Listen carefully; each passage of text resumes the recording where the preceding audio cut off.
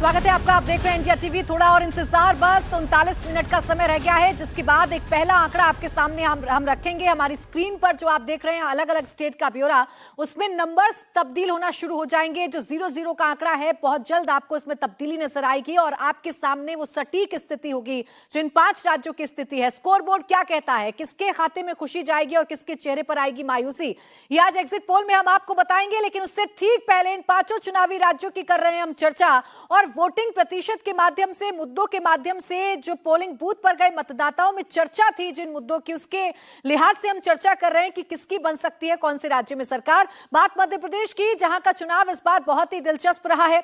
मध्य प्रदेश के सीएम शिवराज सिंह चौहान फिर से आएंगे या कमलनाथ पर प्रदेश की जनता भरोसा जताएगी, इसका फैसला तो 3 दिसंबर को होगा। लेकिन इस साल मध्य प्रदेश में जबरदस्त वोटिंग हुई है।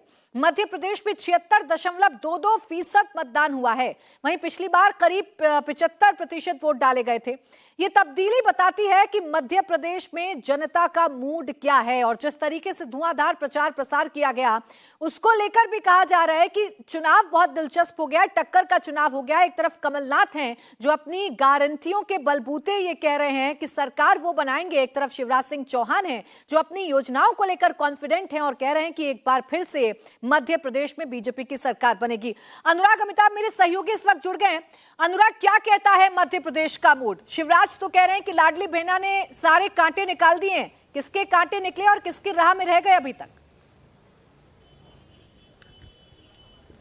देखिए, तो इंडिया टीवी का जब एग्जिट पोल आएगा उसके बाद स्थिति और भी अच्छे से क्लियर होगी और जनता बेसब्री से इंतजार भी कर रही है, तमाम मंत्री भी इंतजार कर रहे हैं। हालांकि शिवराज सिंह चौहान लाडली बहना योजना के ऊपर ज्यादा केंद्रित हैं, उनके लिए और पूरी बीजेपी के लिए एक तरीके से देखा जाए तो सुनामी से कम नहीं है लाडली बहन योजना। और ये पूरा इलेक्शन अगर देखा जाए तो लाडली बहन योजना वर्सेज एंटी इनकम्बेंसी, जो 20 साल की, 15 महीने छोड़ दे तो 20 साल की बीजेपी सरकार के विरुद्ध रही है। पूरा इलेक्शन देखा जाए अगर तो लाडली बहना के इर्द गिर्द भले ही शिवराज सिंह चौहान हो, अमित शाह हो, नरेंद्र मोदी समेत तमाम स्टार प्रचारक रहे हो, उन्होंने पूरा चुनाव लाडली बहना पर केंद्रित कर दिया था। तो दूसरी ओर कमलनाथ ने इस चुनाव को इस तरीके से प्रेजेंट किया था, एंटी इनकम्बेंसी, भ्रष्टाचार के तमाम मुद्दे हैं, इसके साथ नारी सम्मान उनके साथ भी थी। मोटे तौर पर देखा जाए तो मध्य प्रदेश का ये जो चुनाव है बहुत साइलेंट तरीके से लड़ा तो बहुत तेजी के साथ गया, बहुत मेहनत लगाई दोनों दलों ने, लेकिन बहुत साइलेंट रहा। और सबसे बड़ी बात, मोदी के मन में एमपी के मन में मोदी, इस थीम को लेकर बीजेपी बड़ी थी। शिवराज के साथ साथ तमाम क्षत्रपों को भी आगे किया। 7 सांसदों को लेकर आए, 3 केंद्रीय मंत्री, 4 सांसद थे। कांग्रेस ने पूरी तरीके से ये अब की बार कमलनाथ सरकार के ऊपर कैंपेन रखा। तो अब ये एक बड़ी बहस का मुद्दा भी बन गया है कि क्या जो वोटर टर्नआउट हुआ है वो कांग्रेस बीजेपी के पक्ष में गया है, बीजेपी की लाडली बहना योजना के पक्ष में गया है, या कांग्रेस की नारी सम्मान योजना के पक्ष में गया है। 72 ऐसी सीटें हैं, मैं आपको बता दूं, जिनमें 80% से ज्यादा मतदान महिलाओं ने किया है। अब ये 72 सीटें पूरा चुनावी जो निष्कर्ष है तमाम पार्टियों का, उसमें कितना बदलाव करती हैं, ये देखने की बात होगी। इंडिया टीवी का जो एग्जिट पोल आएगा, जिसका इंतजार पूरा देश दुनिया कर रही है, तमाम नेता राजनीतिक दल कर रहे हैं, उससे भी स्पष्ट होगा और पूरी तस्वीर 3 तारीख को खुलेगी कि क्या ये जो एक फ्लैगशिप योजना थी, जिसको गेम चेंजर योजना कहा जा रहा था, क्या उसने ये पूरा रुख बदला है। 20 साल के बाद 5वीं बार शासन लाने के मूड में है, जिस तरीके का बॉडी लैंग्वेज और बॉडी कॉन्फिडेंस आपको दिखाई दिया शिवराज सिंह चौहान से, क्या ऐसा होता दिख रहा है, या वाकई में जनता 18.5 साल का जो बीजेपी का शासन रहा है, टुकड़ों में 15 महीने की सरकार छोड़ दे, उससे क्या सरकार ऊब गई थी, एक चेंज चाहती थी, एक ड्रिफ्ट कहीं नजर आया कमलनाथ के पक्ष में कि एक 75 साल का एक ऐसा इंसान जो प्रदेश अध्यक्ष भी है, केंद्रीय मंत्री भी रहा है और प्रदेश को बदलने की एक नई तस्वीर लेके आया है। तो ये बातें खुलेगी 3 तारीख को, लेकिन माना जा सकता है कि पूरा चुनाव अपने आप में असमंजस की स्थिति में है। क्या लाडली बहना ने काम किया है, या एंटी इनकम्बेंसी कांग्रेस की इस चुनाव में जो है नतीजे लाने में अपनी पक्ष में रहेगी? बिल्कुल, देखिए कुछ मिनट बाद एग्जिट पोल के आंकड़े हम सामने रख देंगे और इन आंकड़ों से पता चल जाएगा कि मध्य प्रदेश में असमंजस है या फिर ये क्लियर चुनाव है, और अगर क्लियर चुनाव है तो ये किसके पक्ष में चुनाव जा रहा है।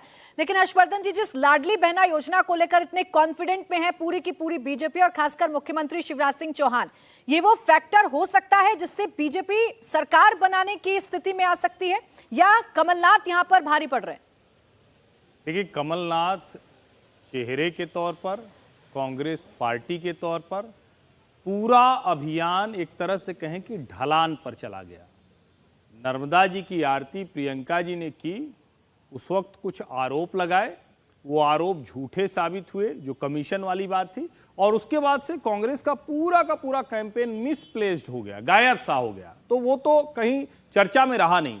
एक स्वाभाविक सा होता है कि जहां टू पार्टी ही है, दूसरी पार्टियां बहुत कम हैं, कहीं छिटपुट हैं, तो ऐसे में माना जाता है कि ठीक है दूसरा वाला थोड़ा कमजोर होगा तो उसका पलड़ा भारी हो जाएगा। लेकिन क्या भारतीय जनता पार्टी का पलड़ा इतना कभी कमजोर था? मैं ये नहीं मानता हूं कि इतना पलड़ा कभी भी कमजोर था, लेकिन एक मोमेंटम, एक परसेप्शन वो अगेंस्ट था। उसको ठीक करने में 2-3 चीजें जो बहुत महत्वपूर्ण है। पहला, बड़े नेताओं को भेज दिया गया कि आप जाइए, मध्य प्रदेश के आप बड़े नेता हैं तो जरा आपका प्रभाव समझ में आए, अपनी सीट जीतिए, आसपास की सीट जीतिए। दूसरा, अमित शाह सेंट्रल कमांड बन गए तो जो लोग एक दूसरे के खिलाफ खड़े थे वो खत्म हुआ। और तीसरा, शिवराज सिंह चौहान जो लगा कि थोड़ा सा कुछ गड़बड़ सा हो गया है उनके साथ, केंद्रीय नेतृत्व उनको भाव नहीं दे रहा है, मुख्यमंत्री की कुर्सी से हटाना है उनको, 18 में ही तय हो गया था, उनको फिर से थोड़ी ऊर्जा मिली तो उन्होंने पूरी ताकत झोंक दी लाडली बहनों पर। मुझे लगता है कि वैसे भी नरेंद्र मोदी की